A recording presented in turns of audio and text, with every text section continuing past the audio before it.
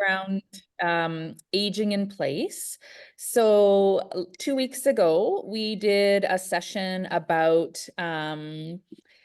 trying to find the factors, the events, the patterns, the structures, the mindsets that sort of hold our system in place in terms of the problems that we're having right now, and a little bit of the opportunities that we have to kind of shift as well.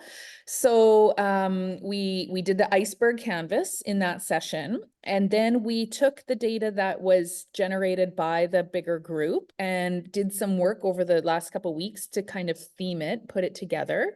And then Janine is going to facilitate us today to dig into the mapping, which is a really key part of system approaches to solving big, wicked problems. This is a new world for me. I haven't had a lot of experience in mapping, so I'm really looking forward to doing that today with Janine's guidance and coaching and mentorship. And we have a small group, but that's okay because we have enough brains in this room to do what we need to do and to figure out the process. And really, this is about learning the process. So it's a great way to just dig into it and actually kind of try some of the theories that we learn about and hear about on SI Hub. So I will hand it over to you, Janine. Anything else any of the team wants to say? I should introduce myself. I'm Kyla Avis. I'm a part of the core team of the Health Hub, as well as Anne-Marie Prant and Janine. So we are here ready and able to start mapping today. Okay, thank you. Can everybody see my screen? Yeah, we can.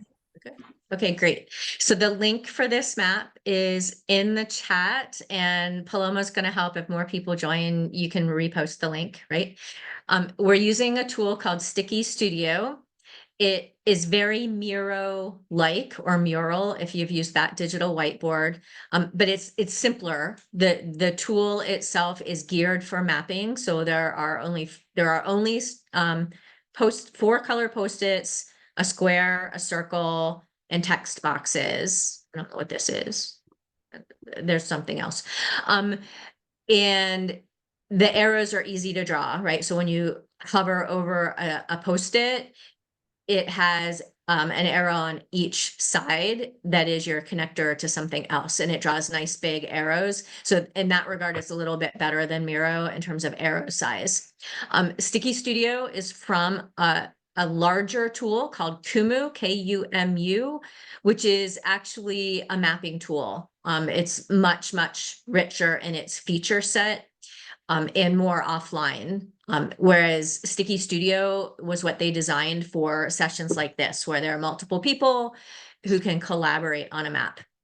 When we're done, there are other tools that you can use for network visualization and also modeling, and I'm glad to talk about those. But what we're going to do is exactly what Kyla said. What we're going to do today is focus in on aging in place, and we adjusted the title, Successful Aging in the Appropriate Place. And in the last session, there were about 100 post-it notes from what Kyla facilitated. So 100 different ideas, and we affinity grouped them offline. Like Kyla said, we actually used generative AI. So we did a little bit of old school, like throw things in a list, see what pops up. Rachel and Kyla both pushed the list into generative AI tools and let generative AI do some affinity grouping for us. And what I'm going to do is I'm going to zoom out, and we picked 5 themes to focus on. So what you'll see here, about 25% of the post-its were pulled forward. The yellow ones are about housing models and options. The green ones are about services, mostly medical or clinical services, some social services. The blue ones, and I'm a little colorblind, so if you're like me, it's a little tough to distinguish green and blue, but the blue is at the bottom, and that's quality of life and the mental health or well-being of the person, the patient, the resident, the citizen. And off on the left, we have family and friend caregivers, that's in pink. We also had a fifth theme or an affinity group called technology, and those are in the gray circles around the edges. So rather than making it a bunch of Post-its in the middle, it's like, technology should be a tool and it should be helping us. So that's the landscape of the board, and I'm going to zoom back in. And here in the middle, there are 3, 4, 5, 6, 7, 8, and I put one placeholder, 8 kind of fundamental, you might call them problems or situations or conditions that we would like to change or improve. So we want this to go up or down or somehow change and transform. And these all came directly out of the last session. So I'm going to start here. Diversity of adequate and appropriate housing options. So we had a lot of conversation last time about aging at home, intergenerational housing. So in some countries or cultures, multi-generational housing is more or less accepted. But there were also a lot of comments about long-term care or care homes, their capacity. And we talked a lot about the decision making. So people often are making decisions under duress. There's a health crisis and quickly somebody has to make a decision about a different housing option, whatever that housing option might be. Over here, we had access to services at home. So services come to me rather than I go to services. The quality of complex care. Let me fix that space. So there was a lot of conversation about the complexity and the frailty of people as they age, and is the quality and efficacy of that care what it needs to be for complexity.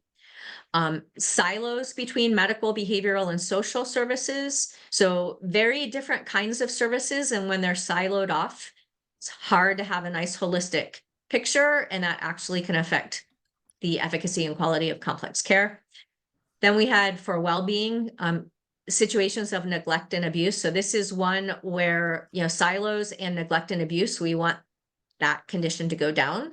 Whereas up here, we might want housing options to go up. Social isolation, we want that to go down. And before I do my placeholder over here on the left, increased caregiver burden. So we had a lot of conversation about, I'm not a daughter anymore. I'm a transactional care provider at home. So there are Post-its one ring out that capture some of the meaning behind these. And then I put a placeholder because what we're going to do today is ask questions like, what do these things really mean to us? What increases them or decreases them or changes them? What might be missing? And then as we draw arrows, right? So if we, look at what might increase or decrease for social isolation, well, that might decrease if access to social services and networks outside the home go up. So we would actually put we'd draw the arrow and we put a little symbol here that as this goes up, that goes down, and that we have to do manually.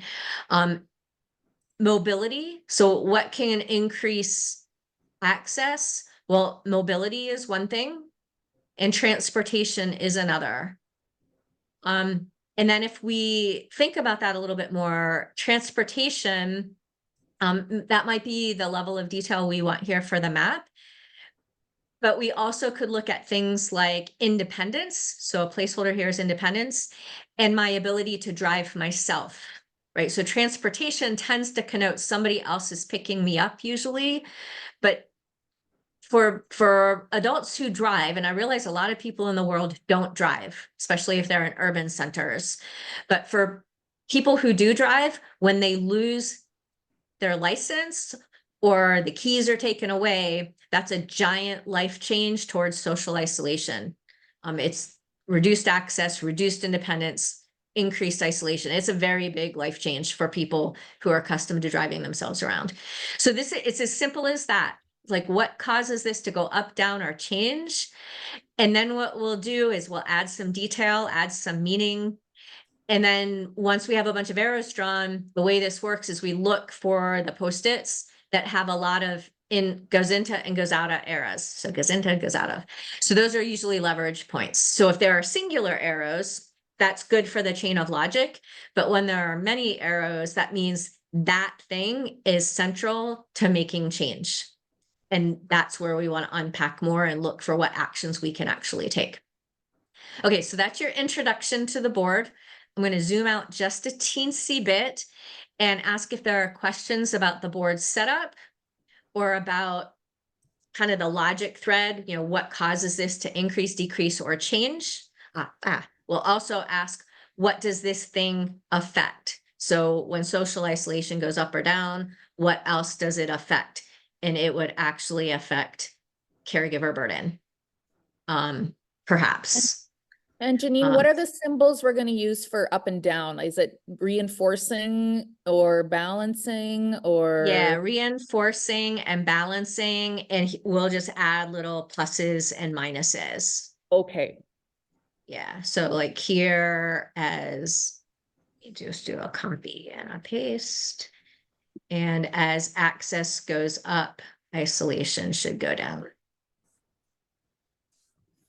But there's an interesting thing there that social isolation isn't only access to services. So what else causes social isolation to go up and down? It's not only access to stuff and services and people. There are other things, but that was a really good question. Other questions or comments about the board layout or the kind of the general approach?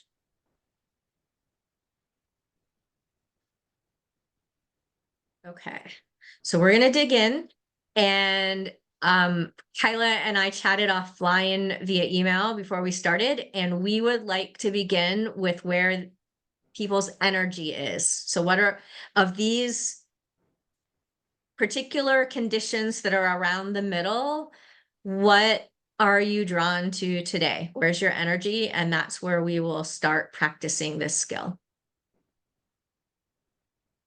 Anybody?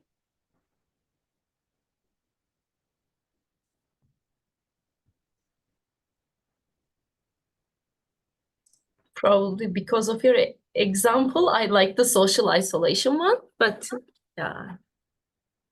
Okay. Also, Everybody. utilization interesting too. Okay, so social isolation, is there anything else anybody's drawn to? So we can do a second one, or anybody opposed to social isolation?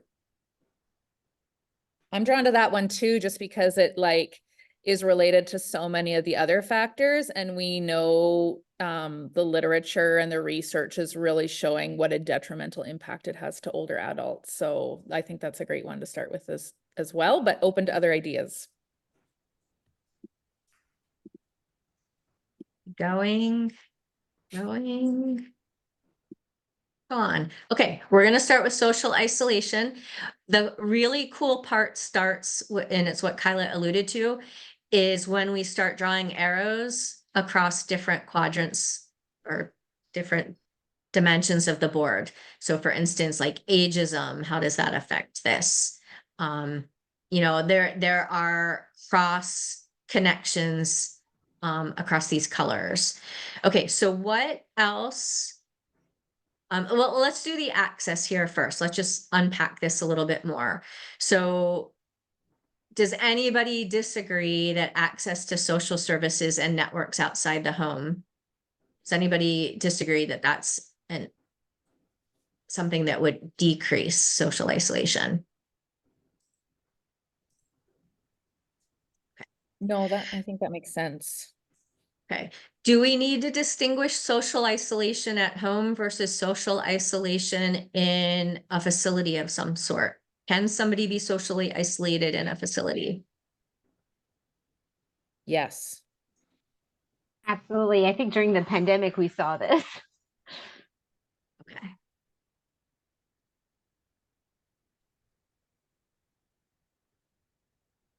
And can we say for today that when we use the word home, we mean like a private an apartment, a condo, a house, but your literal residence, not an institutional or community setting?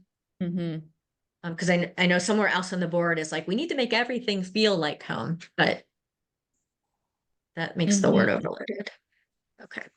And I So think what we some- talked about yesterday, or sorry, 2 weeks ago, was when we're talking about aging in place, it is sort of like supporting people not in an institution, right? Like, how do we kind of keep people from the institutional settings? And not that that's a bad thing if and when you need those services, but we don't want it to be the default in our system where it's like, well, we don't have any services, so you have to go into long-term care. Like, how are ways we can maximize what we have in the community to delay it as long as possible? Hmm. So that, let's just run with that. So when we reduce social isolation at home, how does that affect housing and decision making? Like what is the benefit of managing social isolation at home? So it would decrease, like if you decrease social isolation, you would decrease risk of frailty, falls, those Mental sorts of health. things. Yeah. It does that. I And also I hate it think when it does that. social Okay. isolation, it make you delay the need of going to um, institution or like the home we were describing. Yes. So let me, why is that one not? Hmm. Something is wrong with this block. So let me just fix this over here. Well, here we go. Maybe Oh, it's is it just not because big some? enough. All right.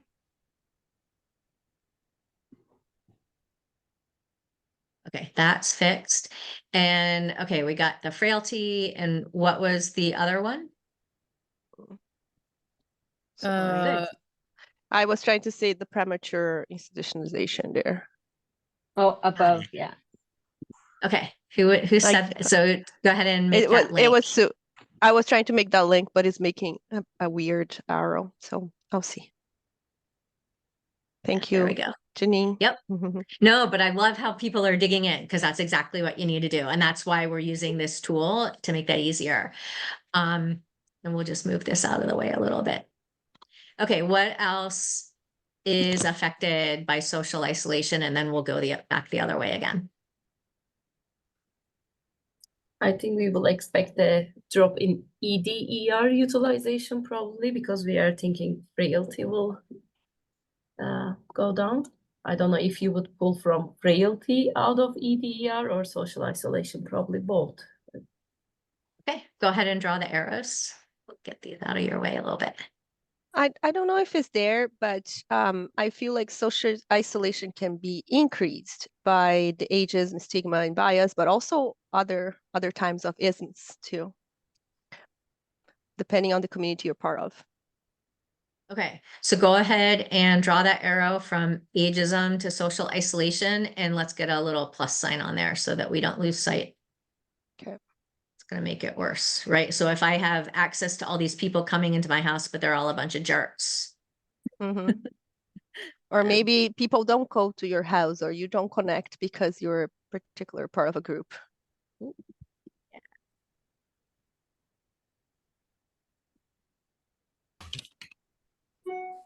I think decreased mobility would increase well, no, that's not true. Maybe. Like if your mobility is affected, then does that make you more reluctant to leave your house or participate in community activities?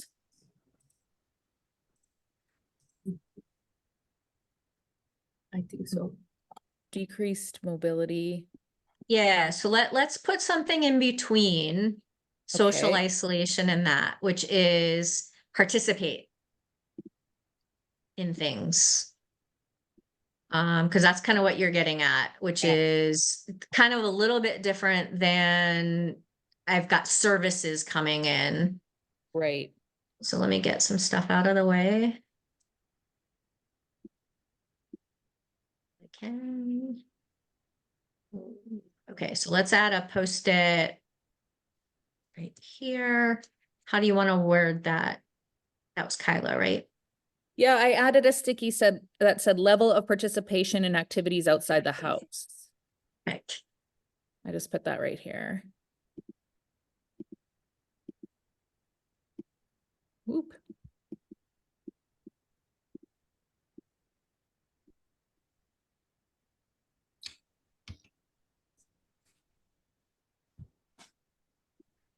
Yeah, so if you're trying to draw the arrow, yeah, like hover over it till you see the little side arrows, and then that's gonna let you. Okay, there we go. connect. Thanks. Yeah, and then you're gonna want to do the same thing on the what you're Woo. connecting to. Yeah, that was what was happening to me too, Kyla. with that Weird Yeah, arrow. There it worked. We got it. The nice thing about Sticky Studio too is this will export into the fancier tool where a lot of the arrow cleanup can happen as well if we want the map to persist. Okay, so what else?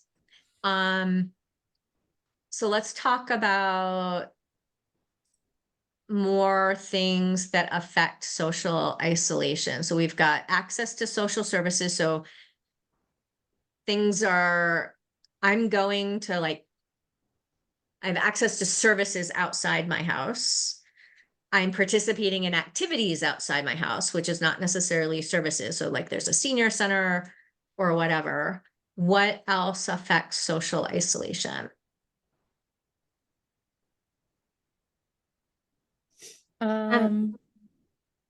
There's a line that I added that's a positive from the the acceptance of multi-generational living.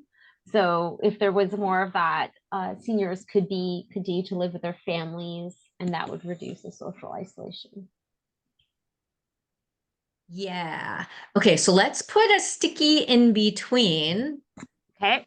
which like how would we capture, I have not only have multi-generational living acceptable, which implies that it increases, but it's also like how do we capture that it's high quality, that the people, the multi-generations inside the home are interacting well? Mm. I think potentially like a way, like maybe I'm going into solution as opposed to mapping what is, but there might be openness to multi-generational living if you think about the caregiver and the burden, if they still were able to receive support for some of the medical needs at home as opposed to solely them having to do it. So if you accepted to have somebody live with you, that wouldn't penalize you from being able to get support for that person, that you could still get them. Okay. That was awesome. And so there's a couple of things we need to add. So up here, part of what I'm hearing is part of the cultural acceptance of multi-generational living is there are still services available for right? So I know I'm a caregiver, and one of the challenges is the health system per se loves that I'm a caregiver because it means they don't have to do stuff for us.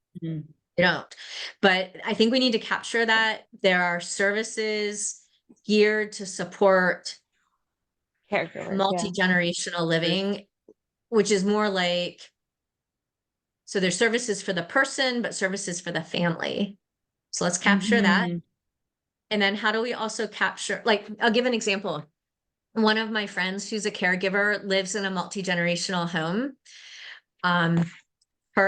She's caring for her husband, and her children and grandchildren all live in the same home. Very, very unusual. And she's like the MC. Like all by themselves, everybody wouldn't necessarily interact. So she kind of gets the ball rolling. Yeah. So how do we capture that? It's facilitation or some sort of. Well, I wonder if, it's not, maybe it's not natural or usual for us to be, like, do you need sort of a support group or training or resources or whatever of how to kind of live in a multi-generational space? Like, what are games you can play? What are activities you can do? What are, you know, sharing of ideas? And again, maybe that's getting into solutions, but you know, it's like parental, you know, when you have kids, when you have new babies, and then you almost need like a parental support group to be like, what do I Yeah. do with these kids? And where are where are the activities that I take them to? And are there any other parents that want to get together and have coffee while our kids play? Like, maybe that's the kind of structures needed when you're living in a multi-generational household as well. Mhm. Okay, we need a post-it to capture that, because I think that's the glue between cultural acceptance and social isolation being Okay. reduced. Like And I there's, wonder if it's like caregiver, multi-generational living support programs or something, Kyla? Okay. Or like peer support, yeah. the way you're describing. And so Okay. let's add a couple. So between cultural acceptance and social isolation, we need actually effective intergenerational interaction or multi-generational Mhm. interaction. Like it actually needs to be good quality interaction. And then the training or the support or multi-generational living in a kit, like our starter package. There's probably a whole Mhm. business here. Here's like the starter kit Mhm. geared for people with different health conditions, right? So your starter kit for somebody with Parkinson's is way different than your starter kit for somebody with COPD. Mm. Right. Mhm. So Janine, would we But add I those think in as almost change ideas? Like, do we kind of like indicate something there or not? Just keep it I lost your question. sorry, like so when we're mapping variables, what things that can go up and down, if we have things like a training program, which kind of seems like a new innovative idea, do we sort of make that like a starburst that you would in like a lean map? Do you make it a different color? Or do you just add it in as a normal variable? So I would that's a really good question. So I would probably distinguish, because I went down this funny trail.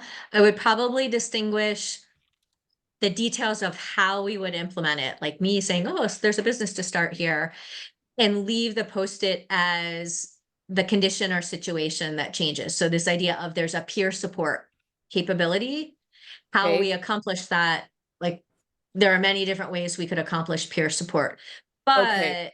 but we need successful interactions between cultural acceptance of this kind of living and social isolation being reduced.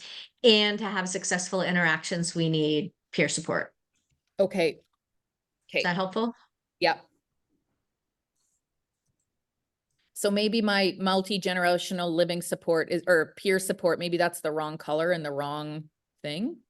Maybe it needs to be linked into the blue Or the pink? or the pink. Yes. Mhm. Yeah. Mhm. Mhm. Change the color the way you see Right click. fit. And I think there's a choice to change the color, maybe. You might have to swap post-its, but Okay. yeah. Okay. And lots of other people are drawing arrows. So some other folks, what are you connecting as? And I love, like, some people are just going into other spaces too. This is exciting. Okay, what else around social isolation? So we have access to services, participation in services, successful multi-generational interactions. So there's also an interesting thing there that can happen regardless of whether they all live with me. So is that key to success, whether or not these people live in my home?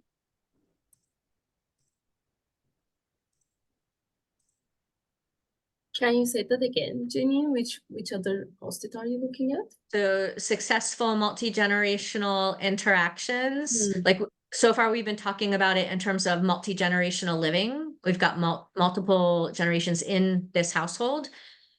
Is multi-generational interaction key to success, regardless of whether these people live with me? I I think don't it is. think so. I think there's, I don't know, my mind was going when you said about multi-generational interactions. It's almost like it takes a village to raise a child, but I think like it takes a village for aging. Like we cannot keep, because I don't know, I always say this and it might come again. We for forever, as part of society, we live independently, sometimes individually, and then when we're aging, we say, hey, go live in a village or go live in community. It'll be good for you, get more connected. I feel like there's like a process, a spectrum is that change. So if we have more interactions within as a community, not only in the living space, it will be interesting as well.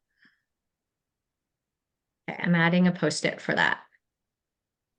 I think that's a really interesting point because to your point, our facilities tend to be like, let's put everybody of the same age and health condition together. It's nicer for the organization taking care of them, probably Mm. really bad for the person. Mm-hmm.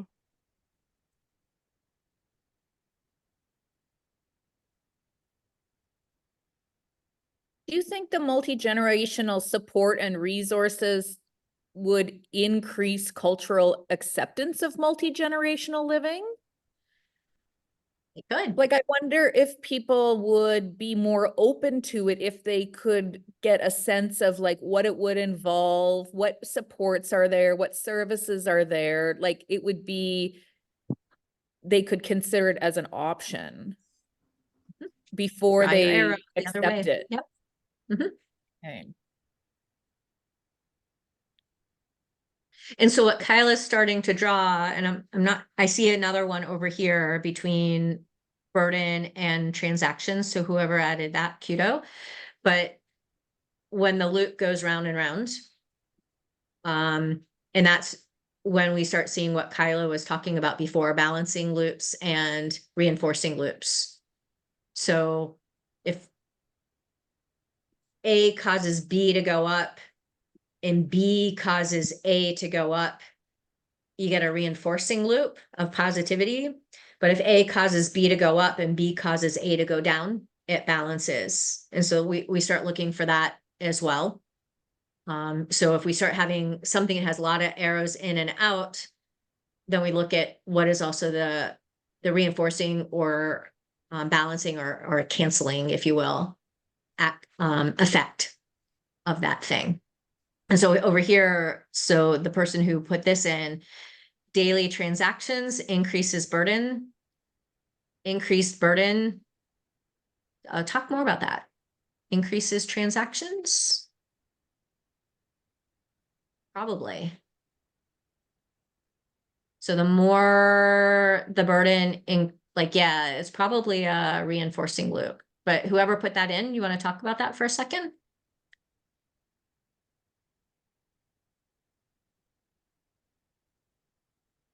Or not?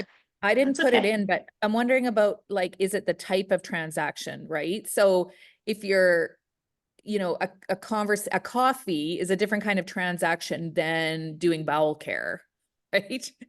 So, you know, there's probably positive transactions as a caregiver and not so positive or not great or whatever, or more burdensome transactions. Right.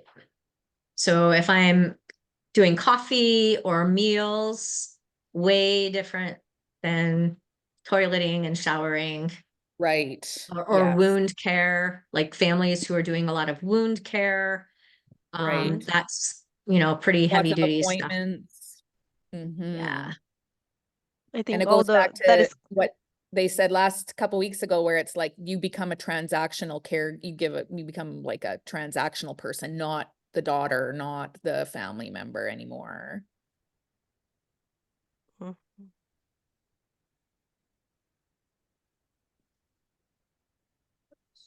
It's kind of when that like it's all the personal care being done by that relative or that kin person always every single time, every single day, 24/7. And that relationship just kind of fades. It just reminds my grandma and my grandpa relationship. Yeah. You also captured, I'm gonna make a note here because it'll probably take a little, like if anybody wants to start unpacking this, I say start Mhm. adding the post-its that matter. But there are two things Okay. I heard there. Type of transaction, and I put a note over here, it highly affects burden, but also the 24/7, the frequency. Yes. Like it's way different if I pop by for lunch every day than if it's breakfast, lunch, dinner, and 5 times in between. Mhm.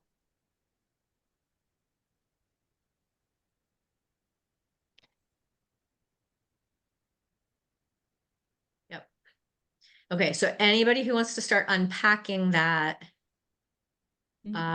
just go for it. Okay. And there's like a transitive effect, right? So when transactions go up, burden goes up.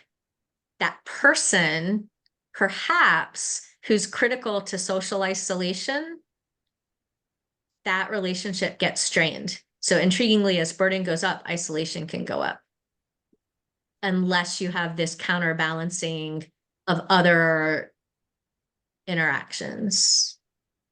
Mhm. Okay, so somebody draw those There's arrows. on that line, Janine, I was just thinking, it was a comment someone made in a where like stigma was present as well within the family, so they wouldn't look for, like, it was also supporting even more for that burden, because then with stigma within them, like it was dementia specifically, so they said we're not telling anyone about this, and then it was just kind of loop of overburdening, not looking for resources or support outside that nucleus there. I don't know how that could be addressed or connected, other than we already have an arrow there, but Okay. I think what we need to do is we need another stigma. That's a different kind of stigma, right? It's a big one. Mhm. So we're gonna say,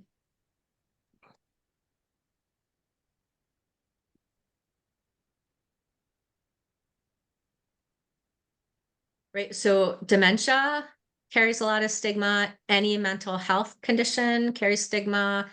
Even people with Parkinson's or neurological Mhm. can feel stigma. So say again, like, what are the arrows we need to draw?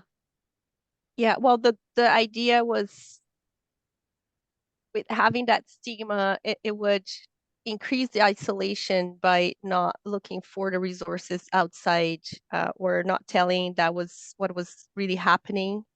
So it increases the burden by not having the right resources or not having the right support, even for any other community member or close family members. I'm not sure if I'm describing it right. I don't know if these are the right words, but it's Okay. this privacy, not willing to share what's going on. Mm-hmm. There was a group we were talking to, they said, how can we be, let people feel free to say they need help? I think it was also kind of connected to that, because then people don't want to say they need help.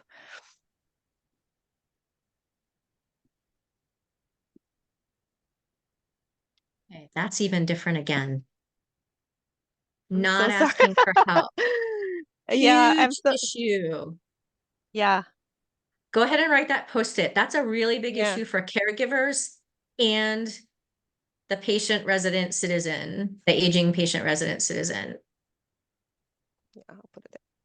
So yeah, put a note for The pink one, I guess. afraid or a willingness to ask for help. And there's all kinds of reasons we don't ask for help. It can be stigma. It can be, I'm too tired, I don't even know what to ask for. It can be, I don't have anybody to ask. Or I don't know who to ask. It can be, I don't know what's available. Like that's a whole little chunk of this map that's kind of related to the peer support, but blasting it into all kinds of detail. Okay, so I think you're adding that. Yay. Mm-hmm. I belong to a caregiver support group, and we have that out loud conversation at virtually every meeting we have. It's like, what can we ask for help for? Yeah, that came up in a focus group with the community a month ago, that they want to find ways the other way around, how to show people they can support as a community, because they wanted to help, but not force the help. Yeah. So one of the things I would add, like starting to connect dots to that. So over here, social isolation, access to services, participation in activities. For that to work, we have to know they exist.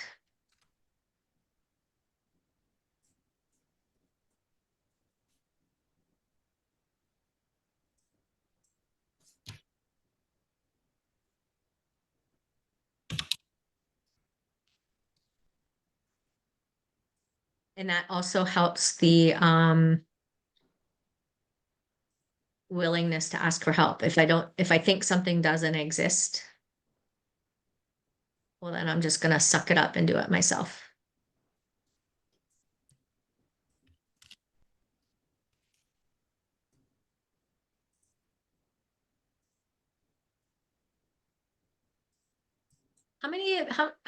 So my video's over here, so I'm gonna look over here for a second. How many people in this group are caregivers? Like for older adults? I know we had several at the last meeting. Okay, maybe. I'm slowly we've got getting there. 2.5. Mhm. Yeah, I'm on the edge as well, probably. I said, I know I'm becoming a caregiver when I have to make a folder for my dad's appointments and documents and stuff. So I was like, yep, here we go. I made a folder now for his medical stuff. So I have that too.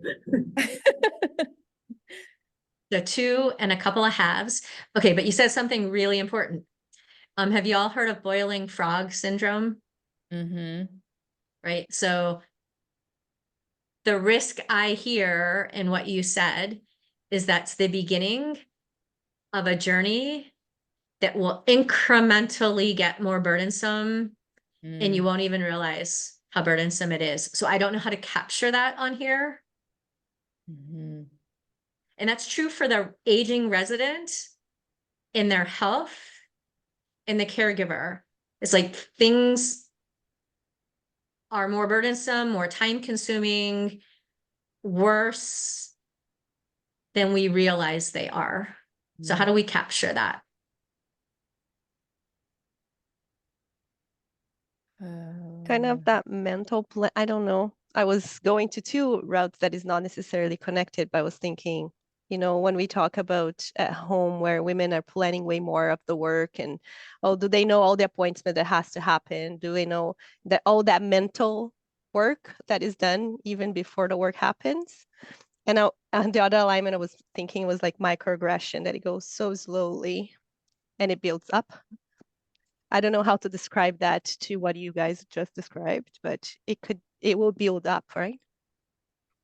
So There's what if something about getting ahead of it, right? There's something about like proactive aging in place or proactive whatever, so that you're not searching for the services and resources or whatever after the fact, but there's sort of a pathway or like a supportive pathway for older adults and their caregivers, where things are kind of routinely assessed and then things are put in place ahead of time, as opposed to like in crisis mode. Yes. Okay, so let's capture a couple of things.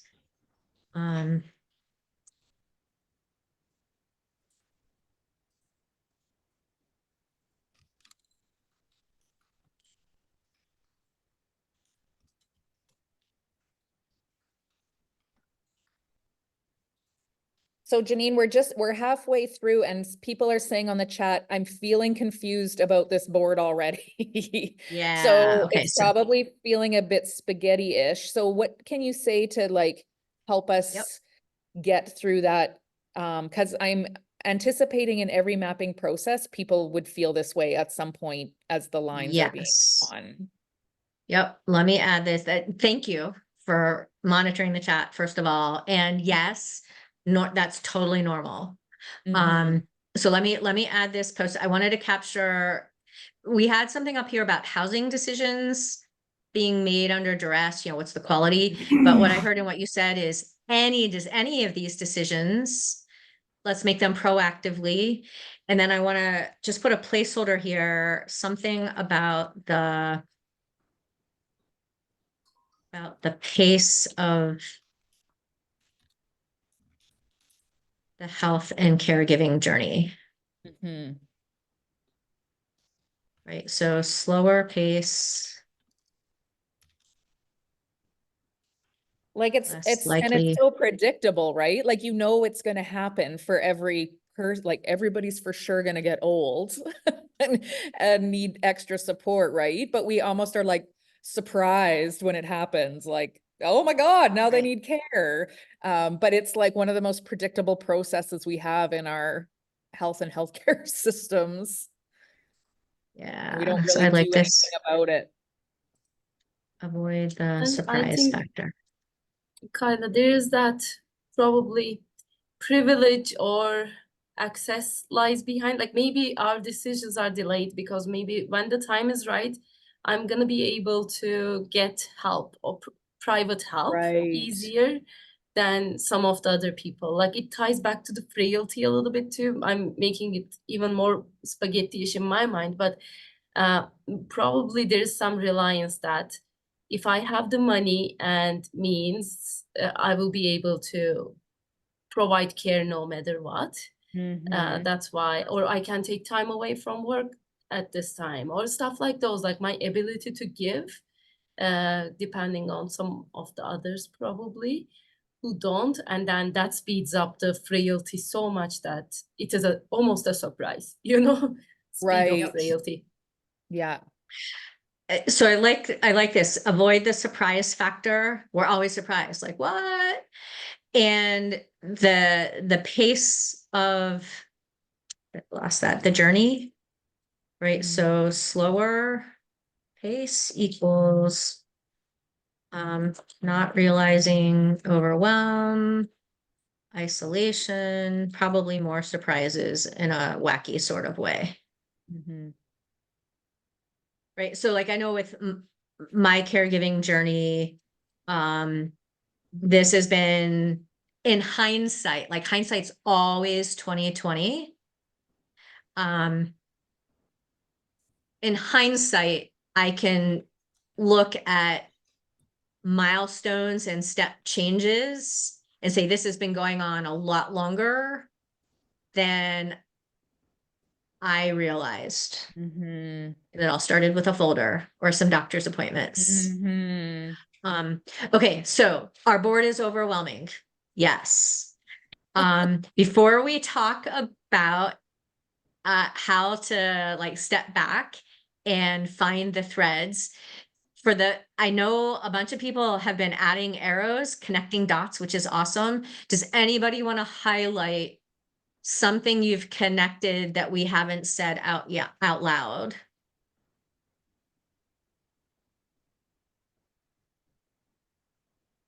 No, but I wonder, Janine, if I could share maybe a thought about where we are on the process and see if it resonates with you. Just I'm seeing about the second comment Victor put there, which I do appreciate, and wanting to make sure, like the purpose of these exercises is not to try to fully understand the system and its complexity, right? Like it is about understanding some links, and even just for me going through this, there's some links being made that I never would have done before, and in there lies potential actions or areas of focus that we can start experimenting with to try to shift the system.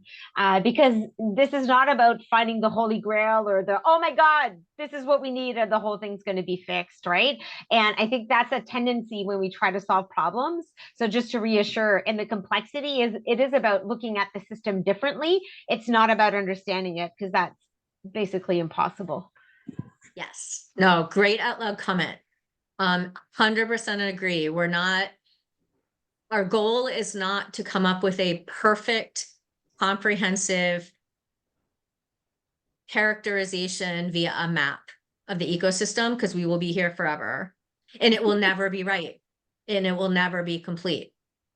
What we're looking for are those aha moments, like, oh, dot connected a different way. Some things in between the dots, right? So I don't know if Rachel's on the call, but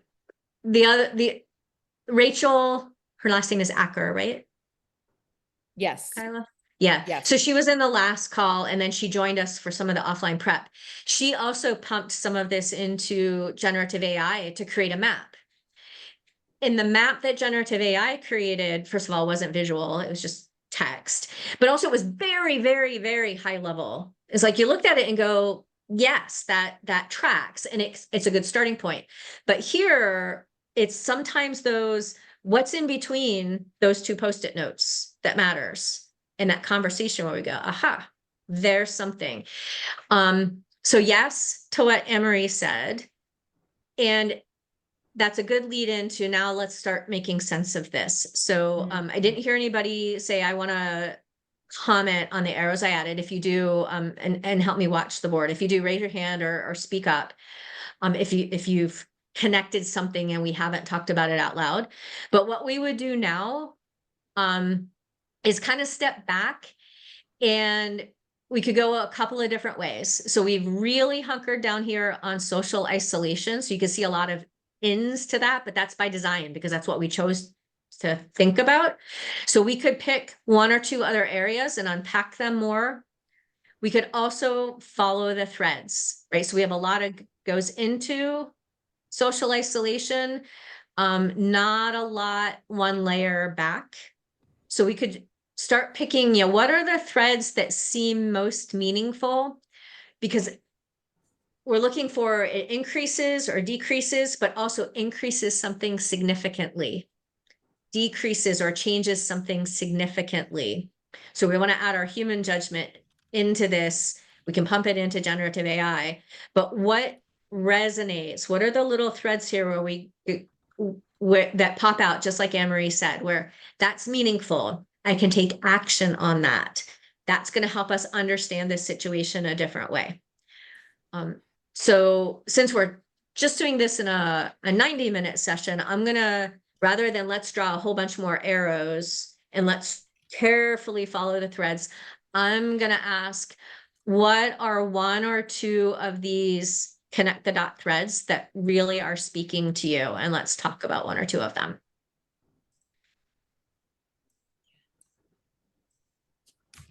So the loop that's kind of interesting to me that I kind of ended up spending most of my time on is this idea of intergenerational living, and that it probably isn't going to be like a nice thing to do. It's going to be an essential thing to do as our population ages, and like it's got to be considered. And so what are the supports around that, or what are the thinking that we have to do around that to prepare for or to leverage that in our system as an option that's away from deinstitutionalization? And what are the supports and services people would need to be able to support their family member in their home? So yeah, I just thought for me that, as I'm on the verge of caregiving, and would like to avoid long-term care, could I take in a parent to live with me and my kids, and what would I need to do that?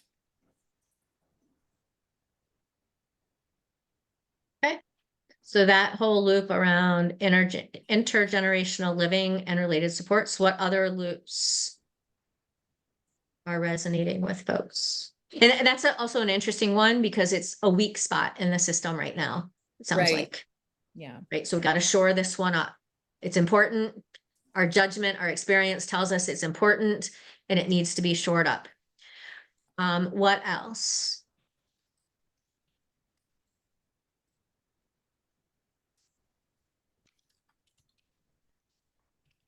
I struggle with this a little bit in a way that it like from which perspective are we looking at this? Like, because I'm thinking like in the past when people were getting married at 20 years old, that was the normal, but now times are changing, people are not getting married or having kids even, right? Like, so it assumes that we are in this conveyor belt of that too, right? Like get married, have kids, live in this big house, but it is also probably a Canadian view or North American, like it is just, I'm struggling. And in some cultures, I think in the last meeting, there were some comments like it's unthought of to have a parent go live somewhere else. So it is just such a mixed bag. I don't know what we even mean by multi-generational housing and in where more context. So probably the EDI is the lens under all and depends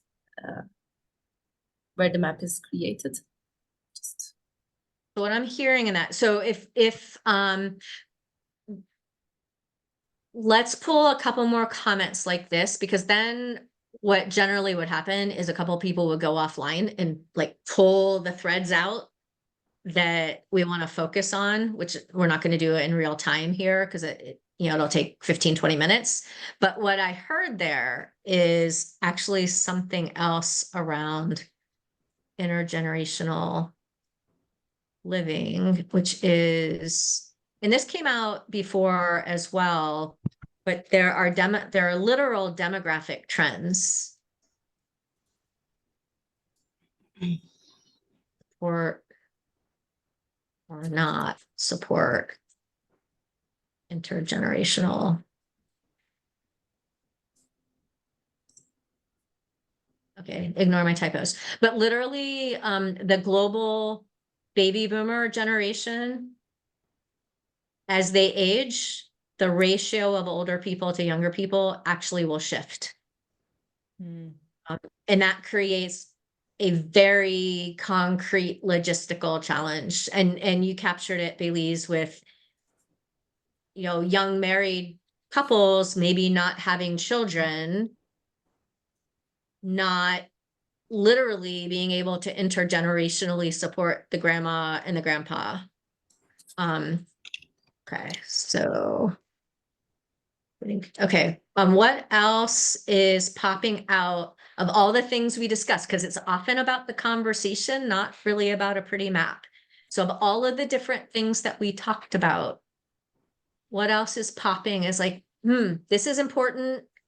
The factors are significant and we could take action. Like there's something we could actually do to make change.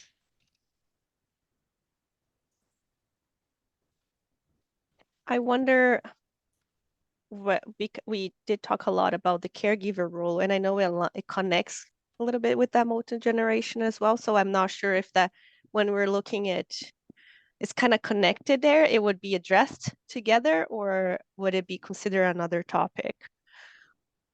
Say more about what's resonating regarding the caregiver role. Yeah. Because I felt like we did talk a lot about those pieces as well, and it might be some actions. And I think I know, just going back to the multi-generational and to Belisa's point, I think what is also missing there when we're talking about multi-generation is the cultural aspect too. Because I agree, like we were talking about a very westernized view to how the houses and families are structured. But in other communities, that might not necessarily be the case. And the intergeneration happens. It doesn't necessarily need to be in that familiar nucleus. Like my sister was sharing with me from she works with an indigenous community, and every female figure, all the children call mom, and for every male, every children call them dad. So I was with that kind of perspective, like it's completely different than just the nucleus of the family, right? And then that intergeneration would happen anyways. So I don't know, there is that cultural aspect that in this case, I think we have a very westernized view, and probably because it's who we have in the room, but I think there's that piece to the multi-generational that actions would look different. I like that. Okay, so in absence, and please, if there's something else resonating with you, totally need you to say it. But we've got two pretty hefty ones here. Intergenerational living, and we might extend that to maybe intergenerational interaction. Regardless of living, I'll throw that in there, TBD. And then caregiver role, and I put in parentheses here to give it that distinction, because you alluded to this, that, well, maybe that's the intergenerational living. There is an overlap, but I think a lot of what we talked about was also caregiver role as service provider.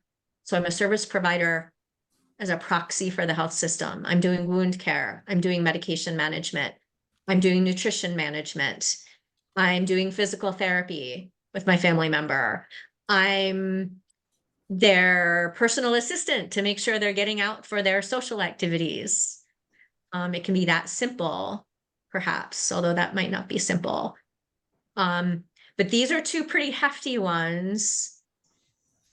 And they're really good ones to dig into because they touch on the health. So if we go back to the big map, so this is interesting, even though most of us probably work in or with a health system, which is the green,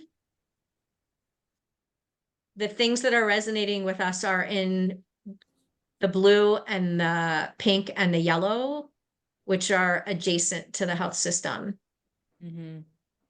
So there will be questions as we trace these through, is who's responsible to make the change? How does it get funded? So that'll be part of like the next session. How do we actually make change?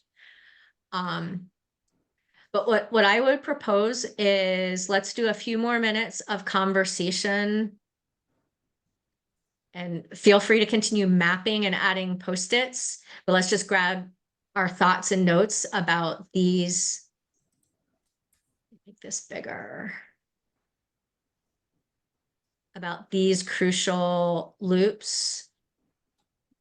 And then think our I have. offline work would be to prep them a little bit for the next session. Go ahead. Was that Andres or No, Victor? Yep.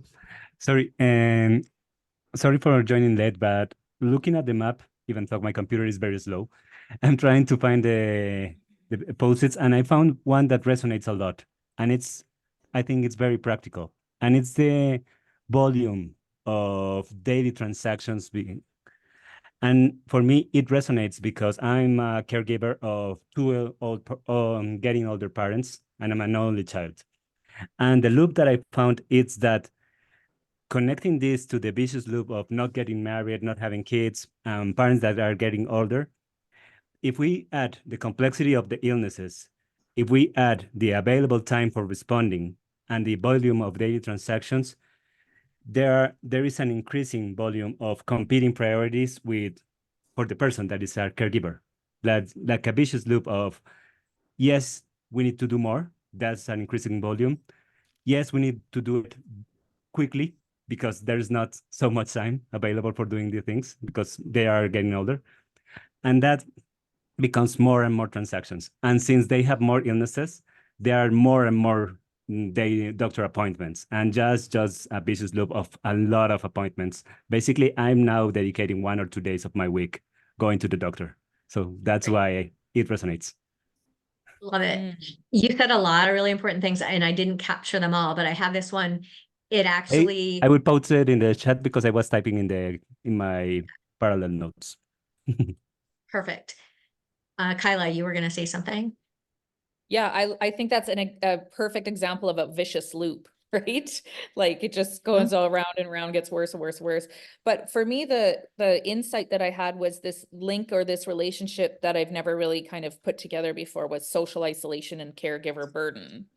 And sort of like everything that's wrapped up in that. And I guess that's sort of to Victor's comment as well, but like this, like but also the emotion that goes around that too, that you know that that social, like you need to go visit, you need to go take them, you need to go whatever. There's like a lot of mental stress and load and guilt and feelings of like you can't ever give enough time for that either. So it is very burdensome, and I would say maybe even more burdensome than the physical tasks that you might be asked to do, the driving and the whatever, is that like mental and guilt of, you know, still probably not feeling like you're doing enough or helping enough or not meeting all their needs. So I thought that was a really interesting connection there. Love it. I love it.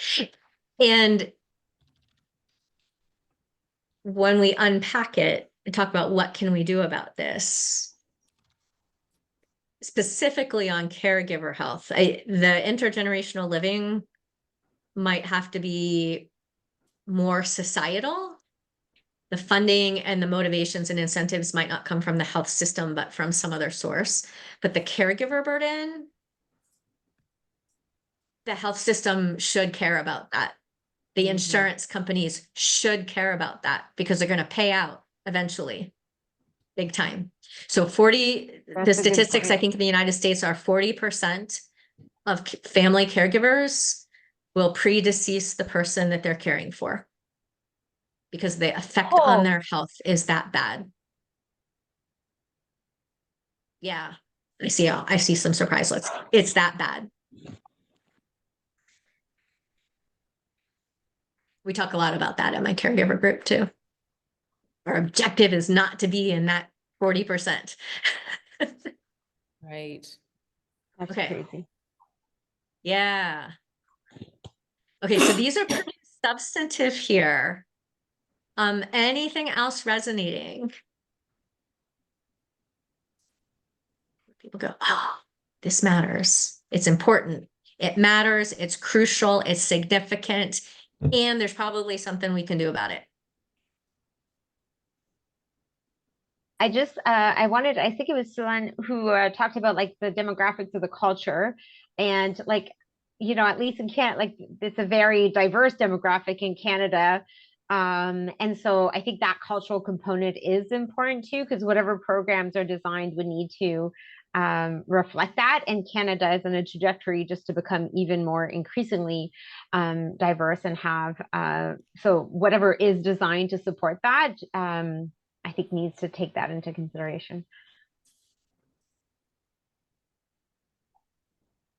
Yeah, I was thinking about the same thing, Mary, like, because I have Turkish parents living in Canada. So when Janine, you asked the question, what can we do about this? I'm like, oh, I need to be very specific to, you know, like that social isolation goes to seeking the vegetables and fruits and the food that they eat and the friends in Turkey. Like it's things that I can't obviously demand. But so I don't know how to get out of the loop that I'm in a way. And many parents, like many people who don't have the language, like the immigrant perspective of this is, I don't know who to ask. And that goes to know what to ask, know what help do you need? So that I think knowledge piece comes into play a little bit. Yeah, translation role for caregivers is huge. Just being involved with the Syrian refugee family, one of the family members has to go no matter what, all the time to every appointment just to translate, because they can't even ask me to go and help because they need to be there to translate. So it really shrinks the circle of who you can ask to help as well. Mm-hmm.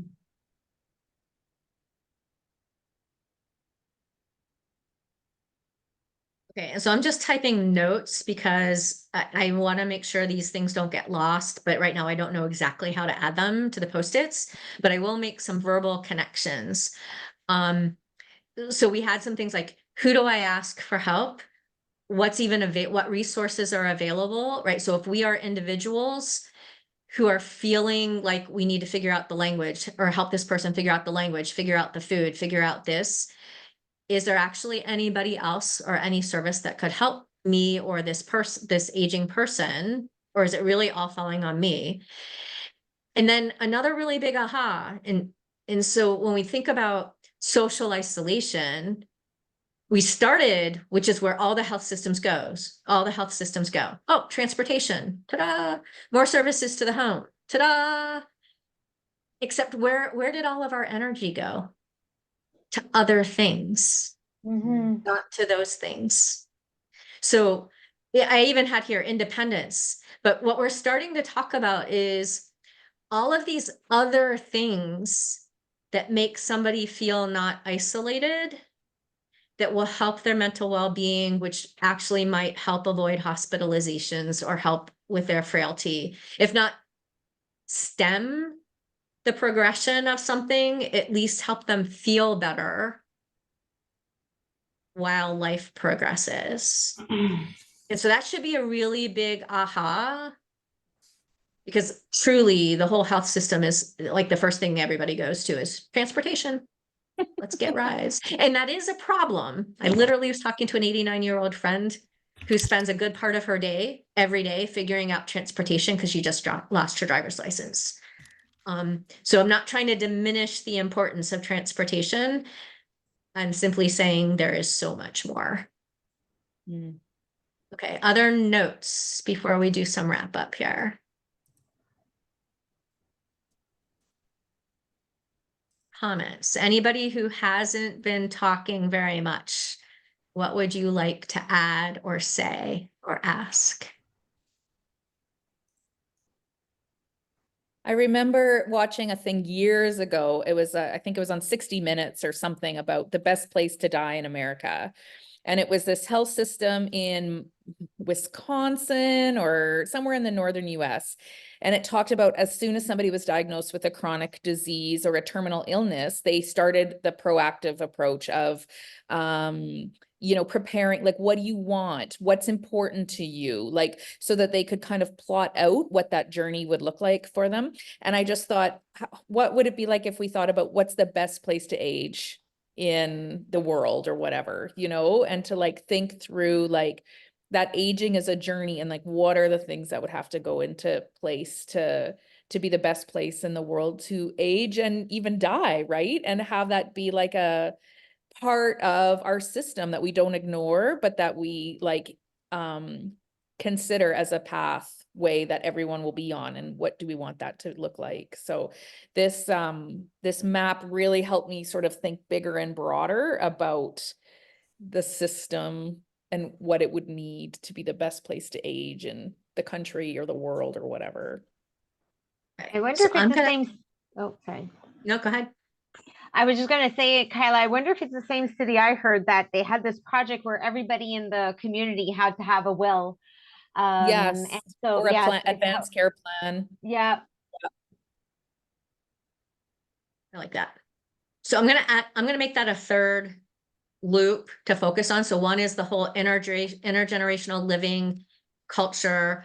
One is the caregiver role with all of that richness of description around it, the transactions, but also the caregiver's life, and then proactive decisioning, right? So what we're going to see is the center of our universe shifts, right? So it's still about successful aging in the appropriate place, but our four themes of affinity groups kind of fade away. And, if this were one of those fancy network visualization maps, we would, like on science fiction TV, we would push a bunch of things to the edge and let these three loops come front and center.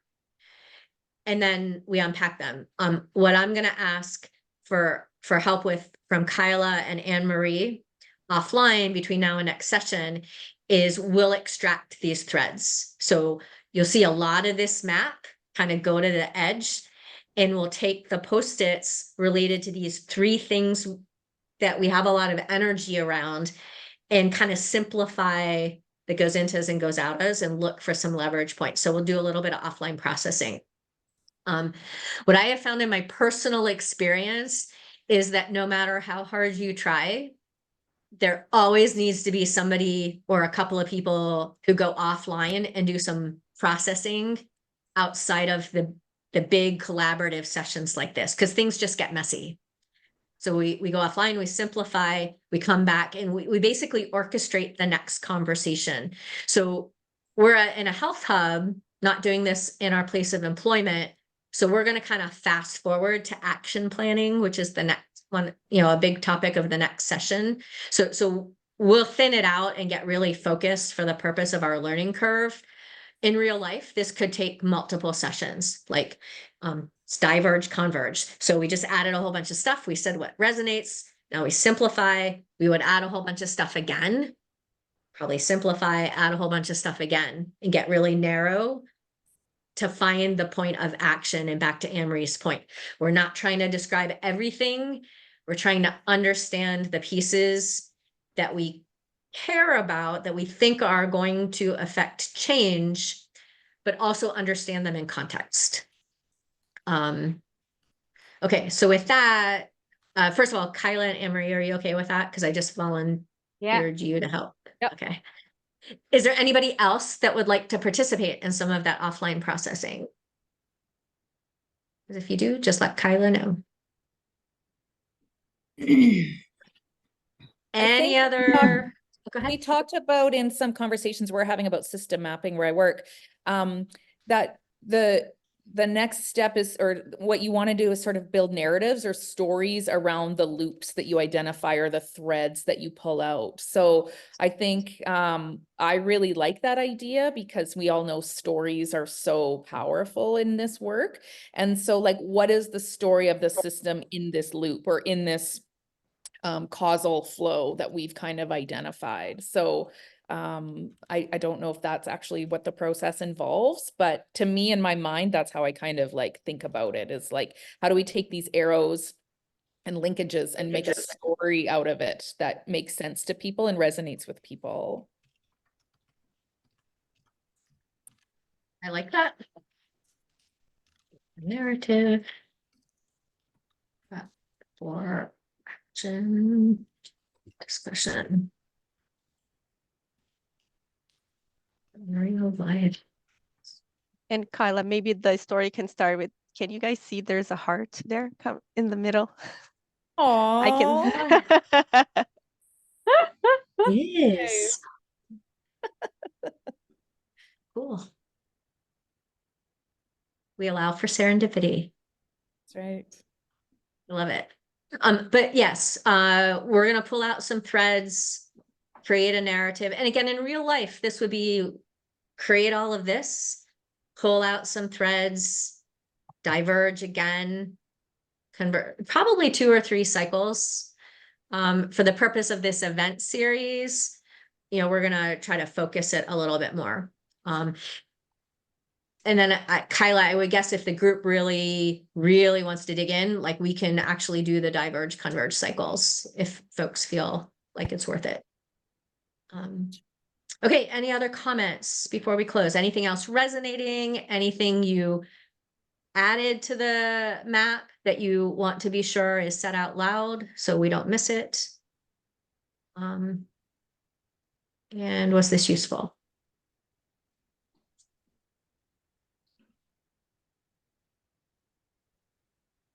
Stop sharing. Okay, no more comments. Did everybody get something out of today? Yes. It's messy. Mhm. Yeah. We're supposed to like that though, in systems Yeah. thinking. We're supposed to like We're messy. supposed to like that. He is good. It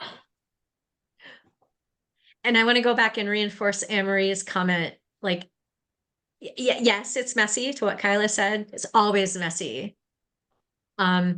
We don't have to describe everything. It's all about the conversations, the aha moments, finding our way to action in context, right? Not little sub-optimized actions out of context, but actions in context. And the map itself may never persist. Sometimes they do. I've had a few that last. Sometimes they're just a means to an end. Well, and I think that kind of speaks to the cultural piece that we were talking about, right? Like you're meant to make your map with the people who are living in that context. And so in this context, it was heavily North American or whatever. But if you made a map in a different community or a different country or a different health system, you know, it would look quite different, and it would be tuned in more to like what the specific needs are of that community or that group. So, you know, I don't think we're meant to sort of make a map that fits for everybody and that captures all of the challenges for everybody. But so a map for an immigrant community might, for you know, aging in place, would probably pull up different threads and different variables and different change ideas that we would ultimately want to look at. So it really speaks to the importance of doing this work with the community in the context that you're in. Thumbs up on that. Great. Any other Just comments? share that I've actually just shared the link for the next event. So if you want to join us for the third session of the series, it will be great. It's in the chat, and I believe Anne-Marie will be facilitating that session. So you're all welcome to join us.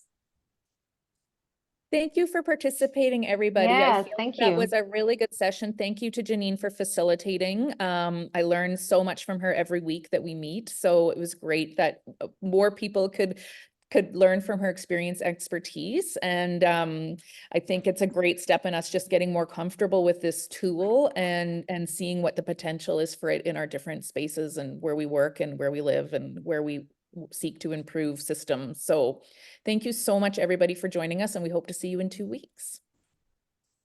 Thank you. Thank you. Thank you. Bye.